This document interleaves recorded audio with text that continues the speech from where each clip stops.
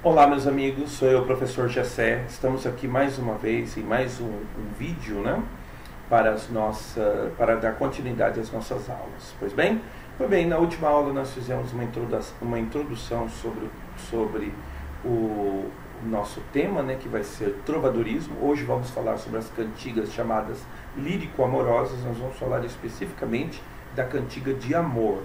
Isso, se você está com o seu livro, é o módulo 5 da apostila 2, tá? Você pode abrir a partir aí da página 117, tá? Se você não tem, que eu fiquei sabendo que alguns não têm apostila, não tem importância. Quero começar a aula corrigindo o exercício da última aula, né? Na última aula eu passei uma atividade da página 117, que é o exercício introdutório, né, da nossa apostila. Se você ainda não tinha apostila, não tem importância, não sei se você prestou atenção, mas eu postei o exercício no vídeo.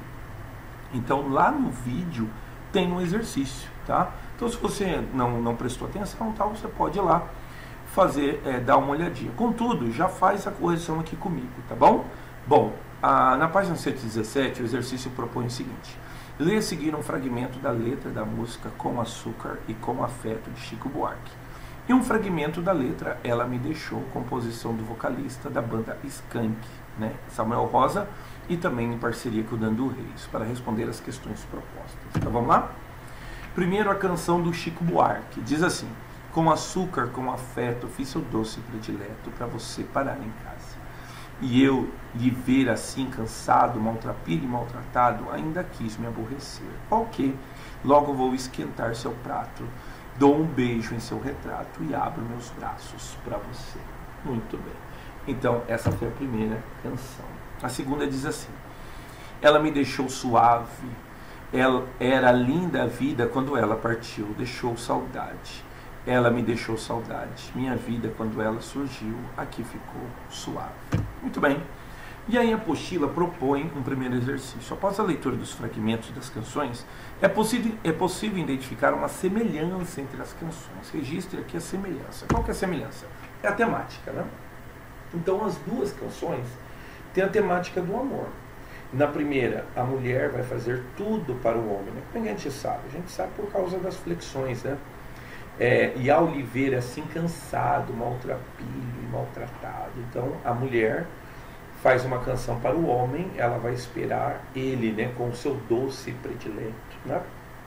E na segunda, o eu lírico afirma que a amada é tudo para ele e expressa a falta que ela faz, né? Ela me deixou saudade. Então tá. Então a mesma temática estão presente nas duas canções. Aí ele propõe uma segunda questão. Embora os fragmentos das canções tenham uma similaridade, elas também apresentam distinções. Identifique a principal distinção entre as composições e explique por que elas se aproximam ou não das cantigas de amigo. Pois bem, talvez você ainda não, claro, né, você ainda não consiga fazer essa distinção da cantiga de amigo. Por quê? Porque como ele é o primeiro exercício da apostila, ele também tem essa função, nos provocar a matéria, tá? Que é o que nós vamos falar a respeito hoje. Hoje, especificamente, a cantiga de amor. Amanhã, a cantiga de amigo, tá? Pois bem, mas a primeira parte da questão a gente consegue fazer. Quais são as distinções, cara? Bom, a principal distinção está nos eu líricos, né? Na primeira canção, o eu lírico é feminino. A mulher canta para o homem. E na segunda, o eu lírico é masculino. A mulher, ou melhor, o homem canta para a mulher. Como veremos no decorrer das nossas aulas, tanto de hoje quanto de amanhã, a primeira pode ser classificada como uma cantiga de amigo, que é quando a mulher canta para o homem. E a segunda, como uma cantiga de amor, que é quando o homem canta para a mulher. Vamos então, vamos dar início à nossa atividade de hoje? Pois bem, nossa atividade de hoje, ela lança olhos, né, sobre essa Europa do século XI. Pois bem, na última aula nós falamos sobre a consolidação do Reino de Portugal. Portugal tem o seu primeiro movimento, né, para a independência na Batalha de São Mamede, em 1128, então século XI, né?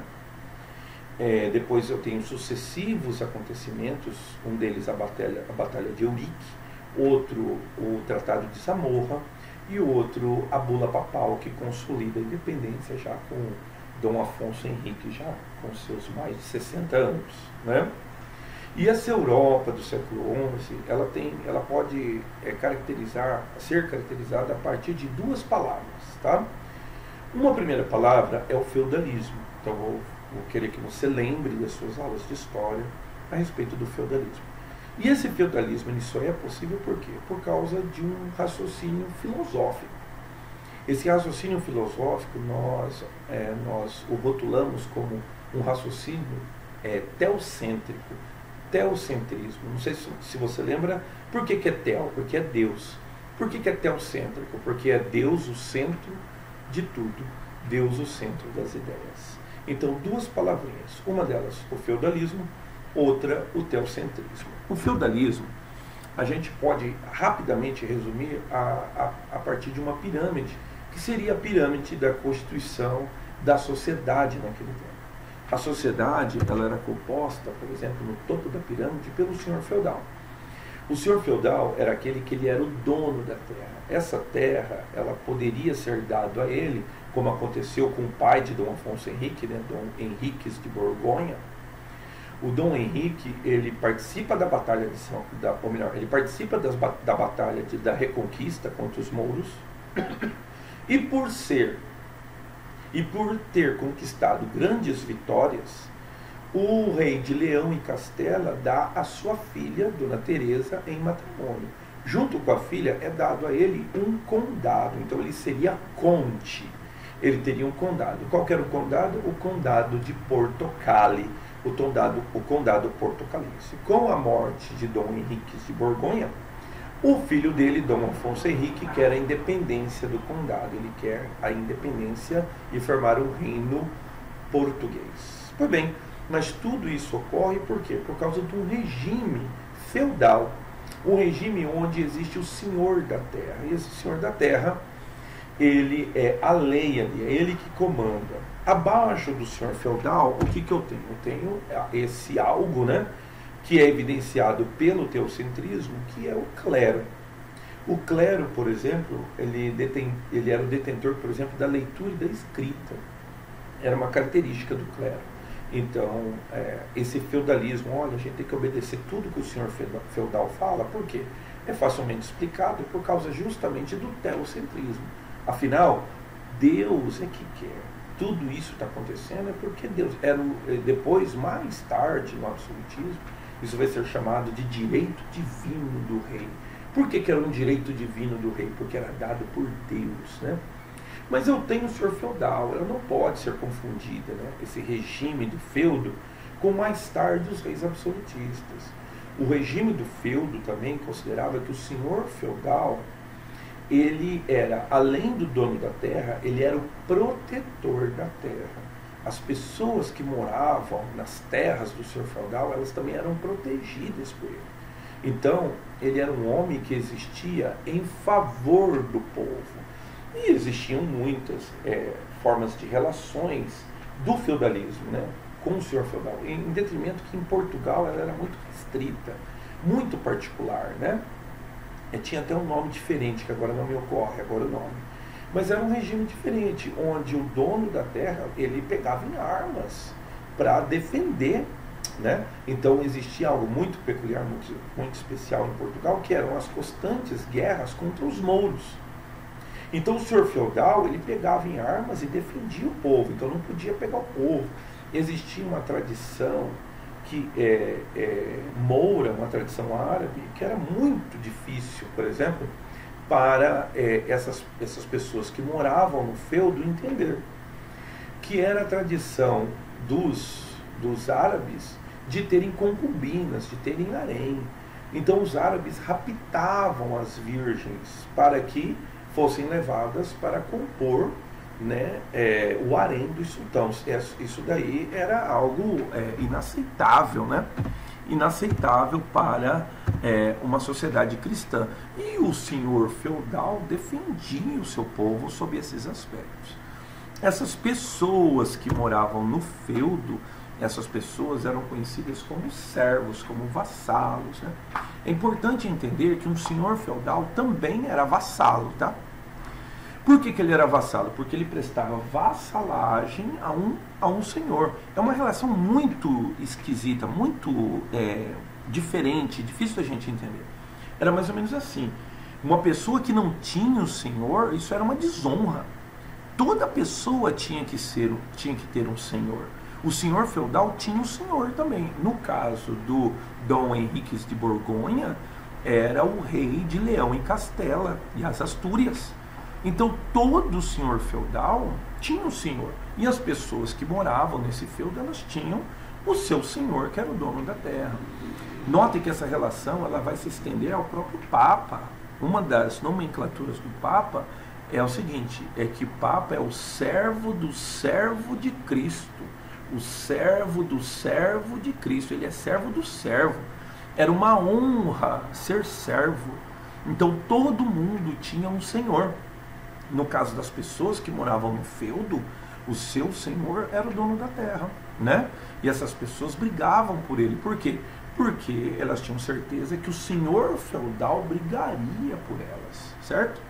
Essas pessoas plantavam, e essa plantação, ou ela era feita numa terra específica para eles, que era uma terra de plantio de comunidade, né? Um plantio hoje que se assemelharia às plantios familiares, e tinha a parte da terra do senhor. Tinha o manso senhorio e o manso servil. O manso servil era aquela cultura de subsistência, tal, você plantava para sua família.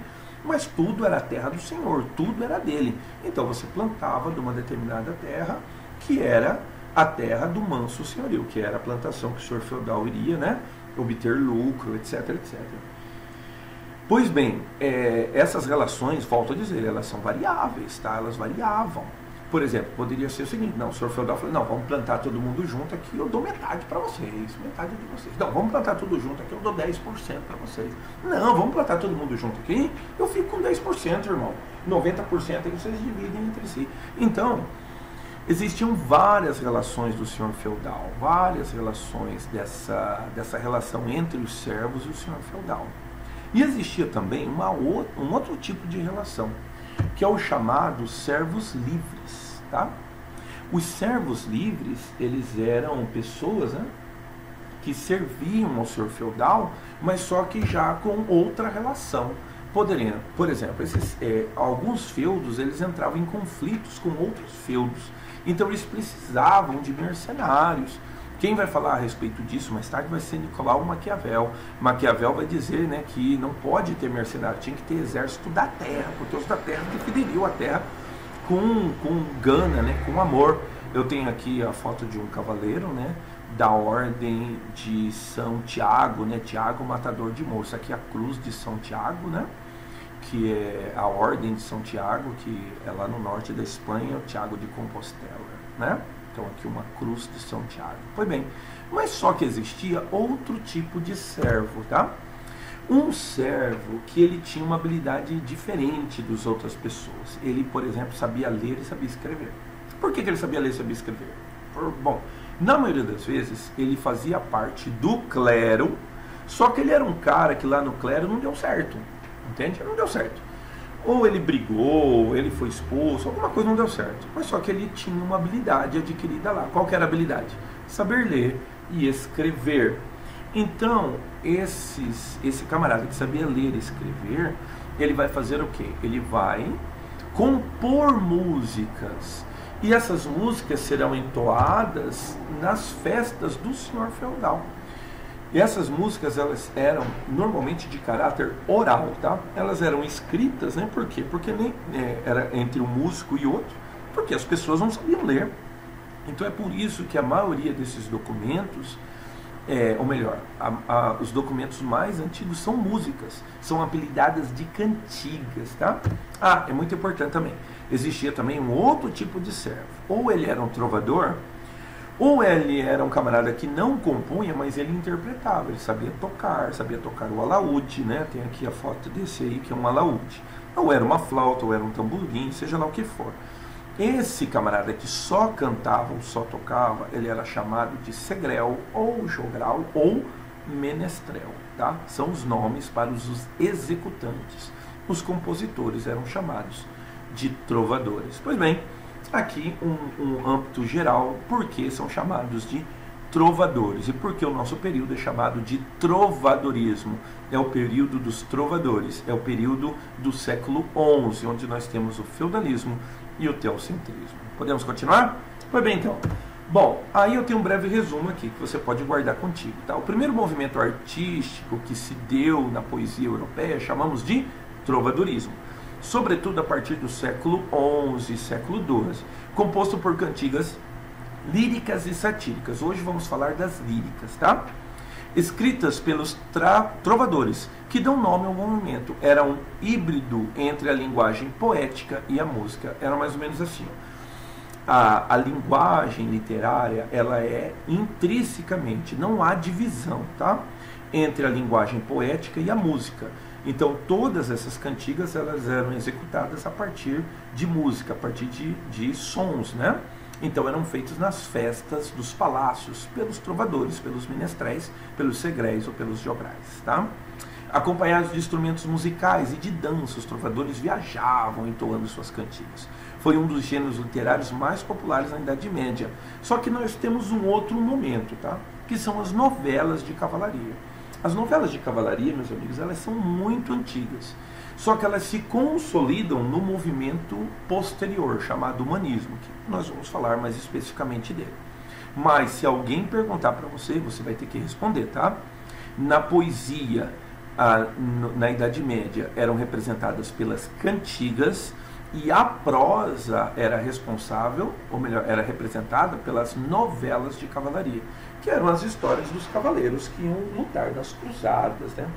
Aí nós temos vários ciclos, né? O ciclo Corelogligio, eu sempre me enrolo a língua, que falava a respeito da corte de Carlos Magno, né? Também tem o ciclo arturiano, que são as famosas, né? As histórias dos cavaleiros da Távola Redonda, e também o ciclo clássico, que daí nós vamos ter as histórias de Homero, né? Tanto a Ilíada quanto a Odisseia, são histórias de bravura tal, que vão ser modelos, né, de heróis para toda a eternidade, até os nossos dias, tá? Então vamos lá, na prosa, novelas de cavalaria, e na poesia, as cantigas, que é o que nós vamos falar hoje. Então vamos lá, vamos para as cantigas. Então nós estamos em meio ao trovadorismo, século XI e século XII, tá? Uma palavra de ordem, o feudalismo, tudo era organizado em torno do feudalismo. Isso por quê? Porque nós temos um raciocínio teocêntrico. Então, devido ao teocentrismo, ele se organizava. Bom, a cantiga mais antiga, né, ela foi escrita em 1189, é a Ribeirinha, tá bom? Muito bem. E essas cantigas, elas são divididas em cantigas líricas e cantigas satíricas. Nós vamos fazer o quê? Nós vamos falar a respeito das cantigas líricas, chamadas também de cantigas lírico-amorosas. Em especial, vamos falar hoje da cantiga de amor. Por que ela era chamada assim? Bom, um detalhe muito importante que vai diferenciá-la da outra cantiga, tá? A cantiga de amor, o eu lírico é masculino. Então é o homem que canta para a mulher, tá? Pois bem, por que isso é feito? Porque há uma idealização da mulher. A mulher é uma dama da corte, a mulher é uma mulher ideal, ela é linda, ela é inatingível. Muitos estudiosos dizem que a cantiga de amor, ela é um registro, ela é uma herança, né? Dessa adaptação que o catolicismo teve que fazer na hora que o catolicismo propõe, né? Eu vou chamar de cristianismo, tá? Na hora que o cristianismo propõe uma divindade feminina. Porque os povos celtas, os povos do norte da Europa, eles não entendiam Deus como masculino, eles entendiam Deus feminino. As expressões que você ouve hoje em dia, como expressões como a mãe natureza, são expressões celtas que entendiam a natureza, a terra, como a deusa, tá? Então os sacerdotes druidas, né, eles faziam cultos para a mãe, né, a deusa mãe, que eram representadas, na maioria das vezes, pelas fases da lua, né, que era representada, por exemplo, por 3 divindades, a virgem, a mãe e a anciã. Tá? Por que só 3? Porque uma quarta lua desaparecia, né? Que era a lua minguante. Então, uma é crescente, outra é decrescente, a outra é lua cheia. A outra não tinha lua, então não era representada por ninguém, entendeu? Então, a divindade era feminina. As mulheres, elas eram sacerdotisas, entendeu? Então, esse senhor feudal, ele, na verdade, ele vivia num limbo entre duas religiões. Isso é muito comum lá na Grã-Bretanha, né? Ele vivia entre o cristianismo e entre as religiões antigas, né? As religiões celtas, as religiões dos druidas, que dizia que o senhor da terra tinha que montar um relacionamento amoroso com a própria terra. Ele tatuava aqui, após uma cerimônia, os sinais, os símbolos da terra. Então ele estava se comprometendo a defender a terra, né? Esse era o senhor feudal. Então a mulher é uma representação tanto dessa cultura divina, tanto é, eu ia entrar no meio da questão, né? Tanto é que a Igreja Católica, o que ela providenciou? Ela providenciou um culto, uma divindade feminina. Dizem que é por causa disso que se consolida o culto mariano, o culto a Maria. Pensem bem, a Igreja Católica cria uma quarta pessoa da Trindade. Afinal, a Trindade é Pai, Filho e Espírito Santo e a Virgem Maria, a mãe, que no caso aí seria a mãe dos três, a mãe de Deus, né? Isso se dá, lembra, isso é em pleno teocentrismo, isso se dá por causa de um pensamento que a gente chama de sofisma, né? Um sofisma da igreja. Vamos tentar resumir um sofisma da igreja. É mais ou menos assim. Jesus é Deus, não é? Jesus é Deus. Maria não é mãe de Jesus?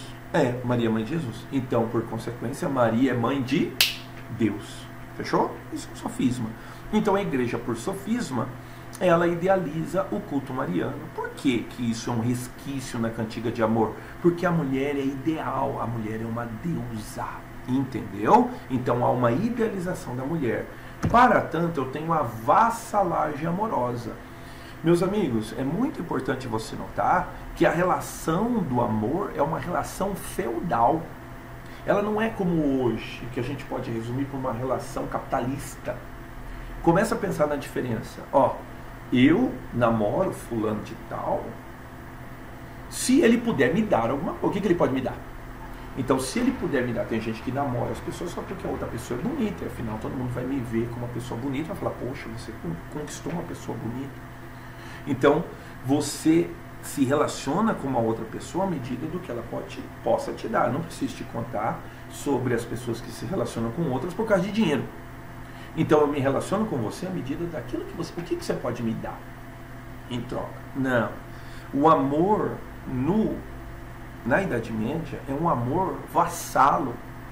Por quê? Porque assim como o Senhor da Terra presta vassalagem, assim como eu tenho uma terra aqui, mas eu sou vassalo de outro senhor, eu também presto a vassalagem amorosa. Como eu tenho que obedecer o meu Senhor de forma incondicional, eu também tenho na mulher um amor incondicional. Isso vai refletir o amor de coita, o amor coitado, o amor com dor. Eu sofro pela essa mulher.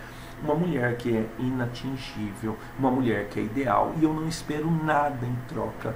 Eu simplesmente a idealizo, tá? Uma coisa muito importante. A linguagem, ela vai ser uma linguagem mais apurada, tá?